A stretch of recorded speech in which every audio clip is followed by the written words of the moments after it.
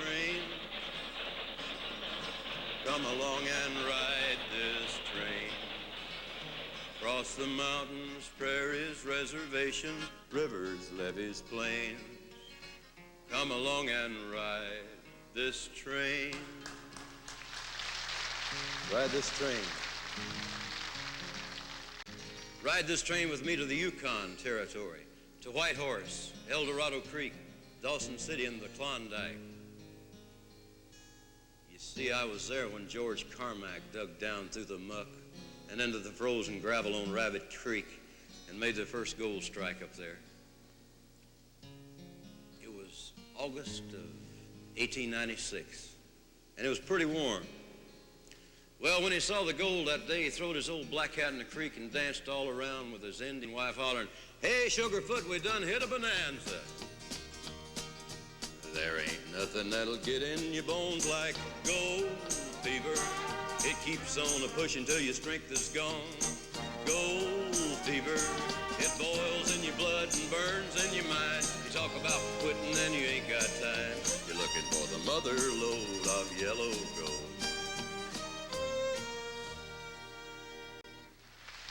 In the spring of '97, when the ice broke, I caught a steamer and went to Frisco to take my diggings.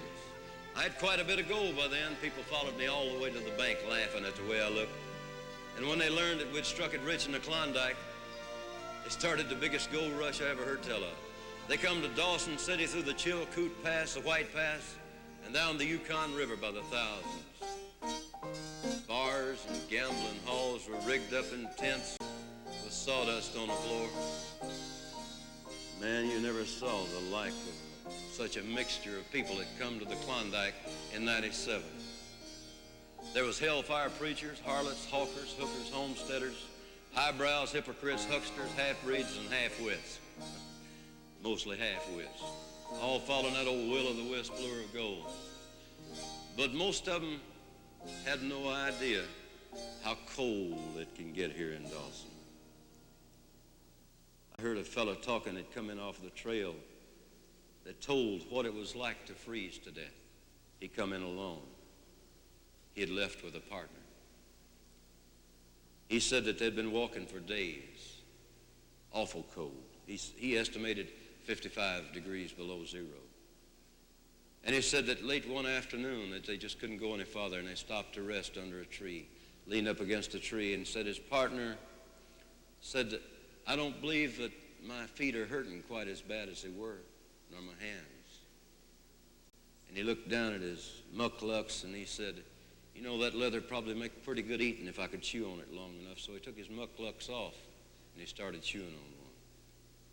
In a few minutes he said, "You know, I don't feel nothing now." And they figured that the temperature must have dropped to about 70 degrees below zero. He said, in a few minutes he said, "I don't feel any pain anywhere. I'm awful sleepy." He said, "I think I'll just take a nap." And he leaned his head back against the tree and he closed his eyes.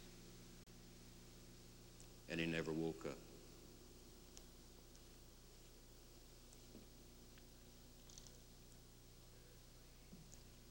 There's strange things done in the midnight sun by the men who toil for gold. The Arctic trails have their secret tales that'd make your blood run cold. The Northern Lights have seen queer sights, but the queerest they ever did see was that night on the marge of Lake LaBarge when I cremated Sam McGee. Now, Sam McGee was from Tennessee, where the cotton blooms and blows. Why he left his home in the South to roam round the pole, God only knows. On a Christmas day, we were mushing our way over the Dawson Trail and talk of your coal through the parka's fold. It stabbed like a driven nail. Well, Sam turned to me and Cap says, "Hey, I'll cash in this trip, I guess. And if I do, I'm asking that you won't refuse my last request. It ain't being dead, it's my awful dread of the icy grave that pains.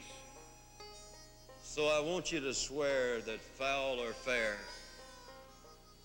you'll cremate my last remains." Now, a promise made is a debt unpaid, and the trail has its own stern code. In the days to come, though my lips were numb, in my heart, how I cursed that load. Till I came to the marge of Lake Labarge, and a derelict there lay. It was jammed in the ice, but I saw in a thrice, it was called the Alice May. Some planks I tore from the cabin floor, and I lit the boiler fire. Some coal I found that was lying round, and I heaped the fuel higher. The flames just soared and the furnace roared, such a blaze you seldom see. And I burrowed a hole in the glowing coal, and I stuffed in Sam McGee. Then I made a hike, 'cause I didn't like to hear him sizzle so. And the heavens scowled, and the huskies howled, and the wind began to blow. I was sick with dread, but I bravely said, I'll just take a peep inside. I guess he's cooked, and it's time I looked. And then the door I opened wide. And there sat Sam, looking cool and calm in the heart of the furnace roar. And he wore a smile, you could see a mile, and he said, please close the door. It's fine in here, but I greatly fear you'll let in the cold and storm. And since I left Plum Tree down in Tennessee, it's the first time I've been warm.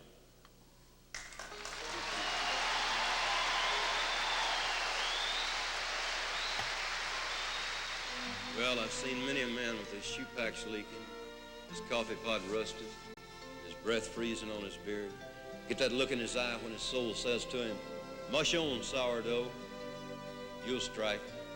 You'll make history. You'll get rich. You'll sleep in a feather bed. But it's a mighty big land, the North Country, mighty big. It sits up there on top of the world with a crown of snow on its head, and it whistles a chilly little tune with its north wind breath, laughing at the secrets it's keeping.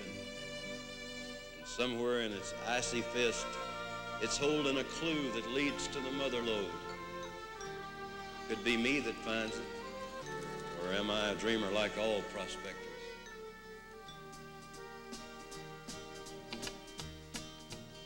There ain't nothing that'll get in your bones like gold fever. It keeps on a push until your strength is gone. Gold fever, it boils in your blood and it burns in your mind. You talk about quitting, but you ain't got time. You're looking for the mother lode of yellow gold. Yeah, good night, Chick-Choco.